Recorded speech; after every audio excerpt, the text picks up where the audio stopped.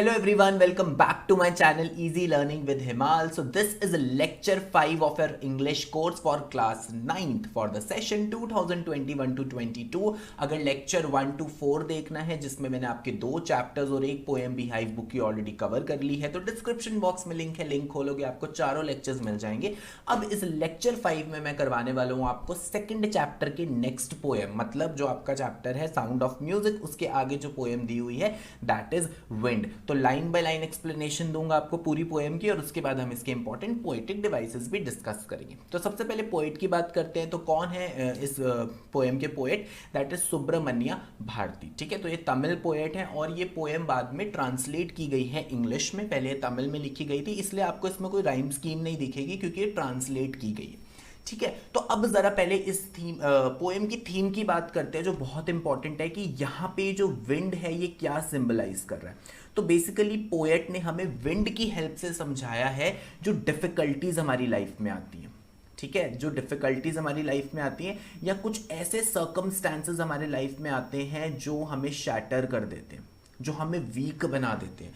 तो wind basically बता रहा है harsh conditions in our life, difficulties in our life, difficult situations in our life, difficult circumstances in our life. तो wind इन सब चीज़ों को डिपिक्ट कर रहा है। और दूसरी चीज़ ये हमें इस पोएम में पता चलेगी कि अगर आप स्ट्रांग हो गए, और याद रखना यहाँ पे स्ट्रांग होने की बात की गई है, mentally strong not physically strong. यहाँ पे सारी की सारी जो बात की गई वो मेंटली स्ट्रांग होने की बात की गई है। तो पोएट हमें बता रहे हैं अगर आप मेंटली स्ट्रांग हो गए तो आप इन डिफिकल्ट सिचुएशंस को इजीली फेस कर सकते हो। इवन क्या होगा, आपको ऐसी सिचुएशन से काफी कुछ सीखने को मिलेगा और आप अपनी लाइफ में और ग्रो करोगे। जबकि पोएट हमें कहते हैं कि जो लोग मेंटली वीक होते हैं, ठीक है, जो मेंटली काफी ज्यादा वीक होते हैं तो वो ऐसे डिफिकल्ट सिचुएशन से बिल्कुल ही शैटर हो जाते हैं। ठीक है, और जो मेंटली स्ट्रांग होते हैं वो उसको डील करते हैं और ज़्यादा लाइफ में ग्रो करते हैं। और हमें एंड में ये भी सिखाएंगे पोएट कि जब भी कोई डिफिकल्ट सिचुएशंस आए लाइफ में हमें उसका डट का सामना करना चाहिए, हमें उसको फेस करना चाहिए, क्योंकि डिफिकल्ट सिचुएशंस को हम रोक नहीं सकते, that is part of life. तो बेसिकली ये ही आपको पूरी पोएम में बताया गया है। अब लाइन टू लाइन एक्सप्लेनेशन करते हैं और समझते हैं पोएम क्या कह रही है। सबसे पहले अगर हम स्टार्ट करते हैं, यहाँ पे फर्स्ट पैराग्राफ में दिखाया गया कि पोएट बात करें विंड से। इन शॉर्ट वो डिफिकल्ट सिचुएशंस इन लाइफ की बात करें। दोनों को कैसे रिलेट किया गया अभी हम देखते हैं। Wind come softly, don't break the shutter of the windows, don't scatter the papers, don't throw down the books on the shelf. तो बेसिकली पोएट विंड को कह रहा है कि कम सॉफ्टली, अगर तुम आओगी तो सॉफ्टली आना, क्योंकि अगर ज़्यादा विंड ब्लो करती है, तेज़ी से हवा चलती है तो क्या होता है, विंडोज़ के शटर्स टूट जाते हैं। अगर आपने पेपर्स एक जगह टेबल पे रखे हैं वो सारे के सारे बिखर जाते हैं। और अगर बहुत तेज़ विंड आए तो कभी कभी बुक शेल्फ से बुक्स भी नीचे गिर जाती हैं। तो पोएट विंड को क्लियरली कह रहा है अगर तुम आओगे तो सॉफ्टली आना, विंडोज़ के शटर्स मत तोड़ना, पेपर्स को स्कैटर मत करना और बुक्स को नीचे नहीं फेंकना। मतलब बेसिकली पोएट यहाँ पे डिफिकल्ट सिचुएशंस की बात कर रहा है। पोएट नहीं चाह रहा कि किसी की भी लाइफ में डिफिकल्ट सिचुएशंस आए, क्योंकि जैसे विंडोज शैटर हो जाती हैं, पेपर्स बिखर जाते हैं, बुक्स गिर जाती हैं, वैसे ही जो वीक लोग होते हैं, मेंटली वीक लोग होते हैं, वो भी ऐसे डिफिकल्ट सिचुएशन से एकदम शैटर हो जाते हैं। आगे देखते हैं। There look what you did, you threw them all down, you tore the pages of the books, you brought rain again, you are very clever at poking fun and weaklings. अब देखो, अब poet क्या कह रहा है, यहाँ पे poet थोड़ा सा एंग्री हो रहा है विंड पर या डिफिकल्ट सिचुएशंस पर कि देखो तुमने क्या किया, तुमने सारी चीजें नीचे फेंक दी। तो विंड को कह रहा है देखो तुम आई और तुमने सारी चीजें नीचे फेंक दी, तुमने पेजेस फाड़ दिए, यू टोर द पेजेस, ठीक है, यू ब्रॉट रेन अगेन। ये ऐसा क्यों बोला गया? क्योंकि हमने जनरली देखा है जब बहुत तेज हवा चलने लगती है, आंधी तूफान आ जाता है, उसके बाद क्या होता है, एकदम से काले बादल छा जाते हैं और कभी कभी जैसे ही विंड चलती है तो तेजी से बारिश हो जाती है। तो वो कहते हैं you have brought rain also, you are very clever at poking fun at weaklings. पहले मैं आपको इसका मीनिंग बताता हूँ विंड के रिस्पेक्ट में। मतलब पोकिंग क्या होता है? पोकिंग फन होता है किसी का मजाक उड़ाना, ठीक है, किसी को पॉइंट आउट करके किसी का मजाक उड़ाना। और वीकलिंग्स होते हैं जो वीक लोग होते हैं, मेंटली वीक लोग होते हैं। ठीक है, तो अब अगर हम विंड के रिस्पेक्ट में बात करें तो पोएट कह रहे हैं कि जो भी वीक चीजें हैं, कोई भी स्ट्रक्चर जो बहुत वीक है या जो ज्यादा मास का ऑब्जेक्ट्स नहीं है, विंड की वजह से वो इधर उधर गिर जाते हैं। लाइक पेजेस बिखर जाते हैं, बुक्स नीचे गिर जाती हैं, विंडो के ग्लास टूट जाते हैं, शटर्स टूट जाते हैं। ठीक है, तो वो कह रहे हैं कि तुम्हें बहुत अच्छा लगता है ऐसे वीक लोगों का मजाक उड़ाना। तो बेसिकली पोएट क्या कहना चाह रहे हैं, मतलब इसका जो लिटरल मीनिंग वो ये है कि जब भी डिफिकल्ट सिचुएशंस आती हैं तो ऐसा लगता है डिफिकल्ट सिचुएशन उन मेंटली वीक लोगों का मजाक उड़ा रही है। मेंटली वीक का ये मतलब मत समझना कि उनको कोई मेंटल प्रॉब्लम है। मेंटली वीक जो पीपल आर वेरी इमोशनल, जो डिफिकल्ट सिचुएशन फेस नहीं कर पाते, घबरा जाते हैं, that is mentally weak.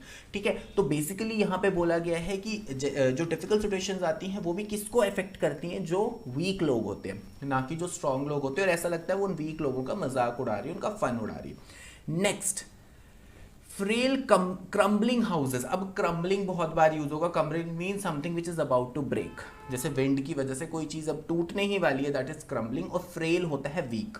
Frail crumbling houses, crumbling doors, crumbling rafters. Rafters क्या होता है, ऐसे स्लोपिंग रूफ, ठीक है, जैसे हिल स्टेशंस में होती है स्लोपिंग हुल्स रूफ्स, इसको कहते हैं राफ्टर।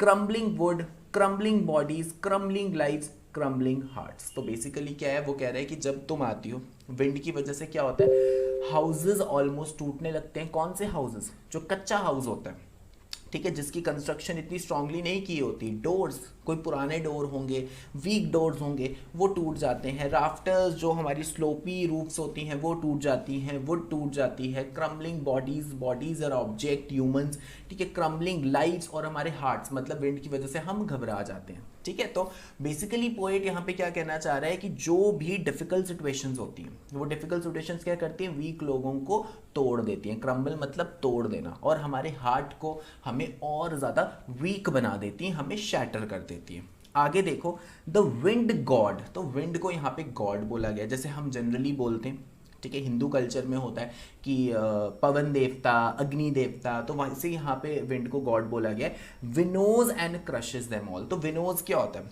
ठीक है, विनोइंग प्रोसेस क्या होता है, जैसे यहाँ पे आपको डायग्राम में दिख रहा है, जैसे व्हीट हस्क होता है, ठीक है, जो गेहूं की फसल होती है, हम उसमें विनोइंग करते हैं। विनोइंग में क्या होता है, विंड की वजह से जो भी उसमें कूड़ा कचरा होता है, जो अनवांटेड पार्टिकल्स होते हैं, लाइट वेट वाले पार्टिकल्स होते हैं, वो सारे के सारे रिमूव हो जाते हैं और हमें व्हीट मिल जाता है, ठीक है। तो that is winnowing.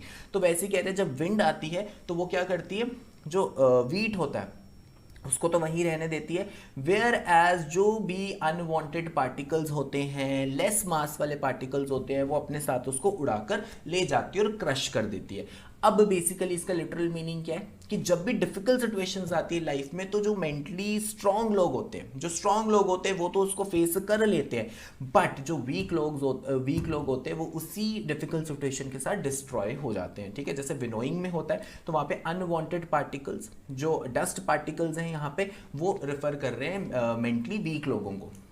He won't do what you let him। तो वो कह रहे हैं कि विंड को अगर हम कुछ बोलेंगे तो वो हमारी नहीं सुनेगी, ठीक है। अगर मैं विंड को बोल रहा हूँ कि विंड ऐसा मत करो, ठीक है, ये सब चीज़ें मत तोड़ो, बट विंड मेरी नहीं सुन रही है, तो ऐसे ही डिफिकल्ट सिचुएशंस भी हमारे बोलने से आना बंद नहीं हो जाएंगी। ये पार्ट ऑफ लाइफ है, डिफिकल्टीज लाइफ में आती हैं। अगर लाइफ में हैप्पीनेस है तो सैड भी है, हर चीज़ का जो है बैलेंस वो चलता है। So come let's bring strong homes, let's joint the doors firmly. तो पोएट कह रहा है, देखो अब हम इसको तो रोक नहीं सकते विंड को, या हम डिफिकल्ट सिचुएशंस को तो नहीं रोक सकते, तो ऐसा करते हैं हम अपने घरों को और ज़्यादा स्ट्रॉन्ग बना लेते हैं, ठीक है। अपने डोर्स को और अच्छे तरीके से फिट कर देते हैं, जिससे कि अगर स्ट्रॉन्ग विंड आए भी तो हमारे घरों को भी कोई नुकसान ना हो और हमारे डोर्स को भी कोई नुकसान ना हो। इसका मतलब है हम अपने आप को मेंटली और स्ट्रॉन्ग बना लेते हैं कि अगर डिफिकल्ट सिचुएशंस लाइफ में आती भी हैं तो हम उससे शैटर ना हो।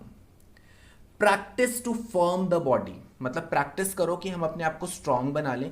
Make the heart steadfast is also firm, कि अपने दिल को हमें इतना कमजोर नहीं बनाना चाहिए, हम अपने हार्ट को भी स्ट्रांग बनाना चाहिए, अपनी बॉडी को भी स्ट्रांग बनाना चाहिए। Do this and the wind will be friends with us. तो ऐसा कर लो तो जो विंड होगी वो भी हमारी दोस्त हो जाएगी। मतलब डिफिकल्ट सिचुएशंस को इतना नेगेटिवली नहीं देखना चाहिए, डिफिकल्ट सिचुएशन से भी हमें काफ़ी सीखने को मिलता है।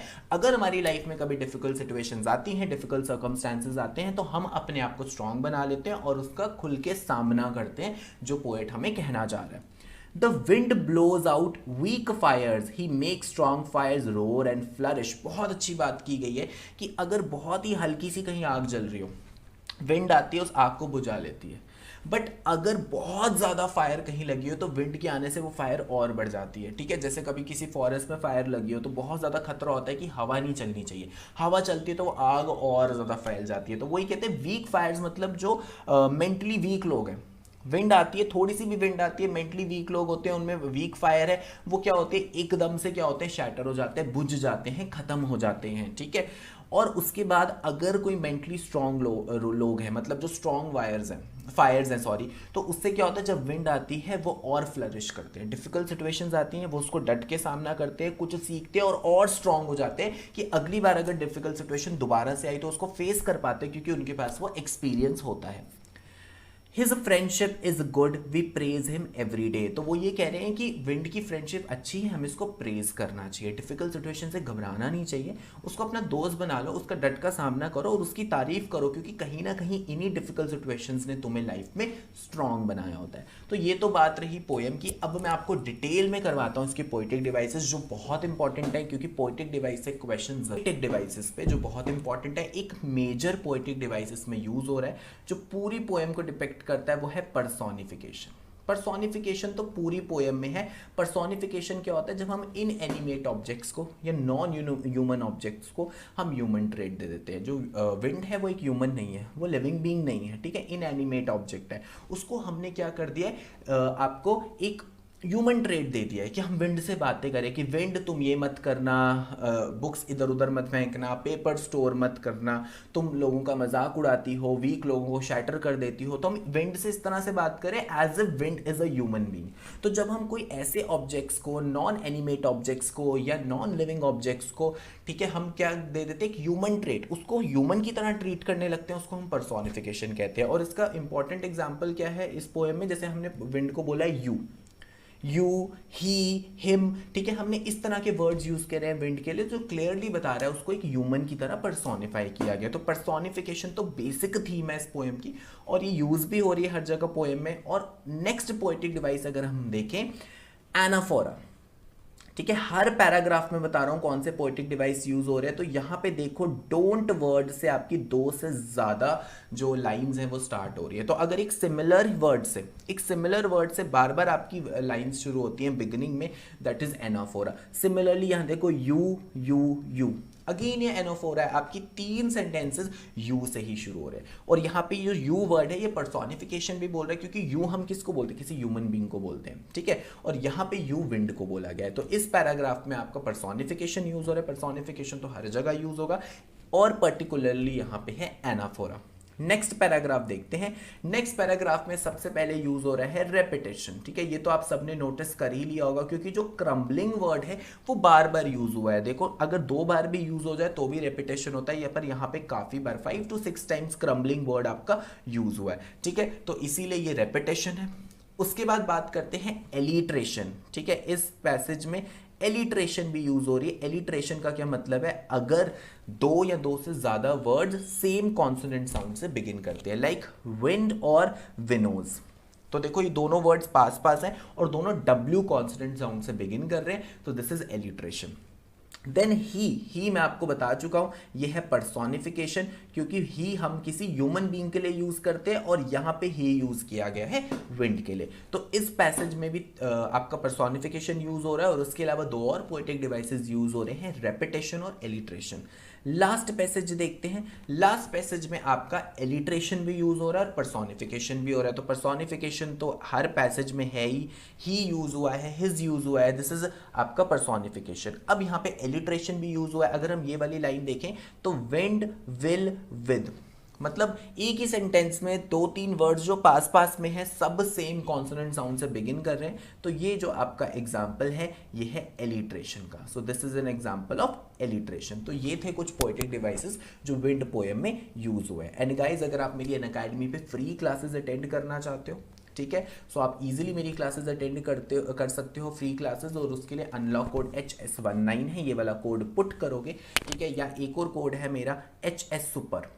इन दोनों में से कोई भी कोड आप पुट करोगे तो आप मेरी फ्री क्लासेस देख सकते हो, लाइव क्लासेस देख सकते हो, मेरे साथ और अच्छे से इंटरैक्ट कर सकते हो। एंड गाइज, अगर आपको नोट्स चाहिए और मेरी सारी क्लासेस के स्केड्यूल चाहिए तो 9th क्लास के लिए तो सबसे ज़्यादा बेस्ट है कि आप टेलीग्राम ग्रुप ज्वाइन कर लो। There are lot of 9th class students, physics और इंग्लिश की क्लासेस का स्केड्यूल भी यहाँ पे मैं डालता रहता हूँ, और I am teaching class 9th and 10th और अन अकेडमी ऑल्सो। तो आप दोनों प्लेटफॉर्म पे मुझसे पढ़ सकते हो, जैसे यूट्यूब पे पढ़ रहे हो वैसे वहाँ पे भी पढ़ सकते हो। टेलीग्राम के अलावा आप मुझे इंस्टाग्राम पे फॉलो कर सकते हो, यहाँ पे भी डाउट पूछ सकते हो, या ईमेल भी कर सकते हो अपने डाउट्स। इन सब के लिंक्स भी आपको डिस्क्रिप्शन बॉक्स में मिल जाएंगे। तो अगर वीडियो पसंद आ गई तो गाइस वीडियो को लाइक कर दो, शेयर कर दो। कोई भी डाउट है पोएम से या और किसी टॉपिक पे वीडियो चाहिए तो कमेंट सेक्शन में लिख दो। और अगर अभी अब तक आपने मेरा चैनल सब्सक्राइब नहीं किया है तो please subscribe my channel easy learning with Himal and press the bell icon too. So thank you guys, have a nice day.